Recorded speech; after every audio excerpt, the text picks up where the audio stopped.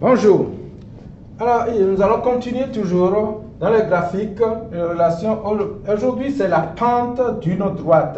Nous avons une droite ici. Le résultat d'apprentissage, c'est de décrire le graphique d'une fonction linéaire, à l'aide de taux de variation ou bien de la pente.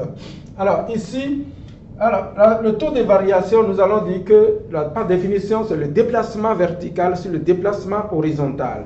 Alors, si nous avons ce segment de droite AB, alors, le déplacement vertical d'abord, si je suis là et que je veux me rendre ici, comment je vais faire? Je suis ici, ou bien je descends par là et je vais vers ma droite. Mais quand on parle de déplacement, quand on monte verticalement, c'est positif, mais quand on descend verticalement, c'est négatif. Mais quand on va horizontalement vers la droite, c'est positif. Mais quand on va horizontalement vers la gauche, c'est négatif. Alors, suivant cette convention, alors je suis là, je vais me rendre là, je descends, ça veut dire que j'ai moins 60, qui est là, déplacement vertical, et de là, je vais vers ma droite, donc c'est positif. De combien? De 3. Donc, 1, 2 et 3, alors c'est moins 60 divisé par 3, qui est égal à moins 20. La pente, c'est aussi le taux de variation de Y sur la variation de X. Alors, j'ai un point ici, j'ai un autre point ici. Je prends deux points de ce segment. Le premier point, quelles sont les coordonnées du point A?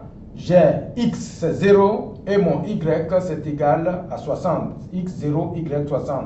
Parce que ça se trouve sur la droite des ordonnées. Le point B, son Y est égal à 0 et son X est égal à 3. Le X, c'est le premier nombre que vous écrivez dans la parenthèse. Alors, on dit que c'est la variation Y de A moins Y de B, Y de A qui est 60 moins Y de B qui est 0, sur X de A moins X de B, c'est 0 moins 3, c'est égal à 60 divisé par moins 3, c'est égal à moins 20.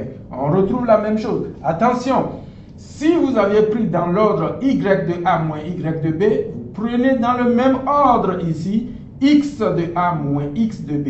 Ne prenez pas X de B moins X de A ici, ne faites pas l'inverse. L'ordre dans lequel vous avez pris ici, vous prenez la même chose ici. Même si vous avez pris Y de B ici moins Y de A, ça va être X de B ici moins X de A. Vous allez trouver la même chose.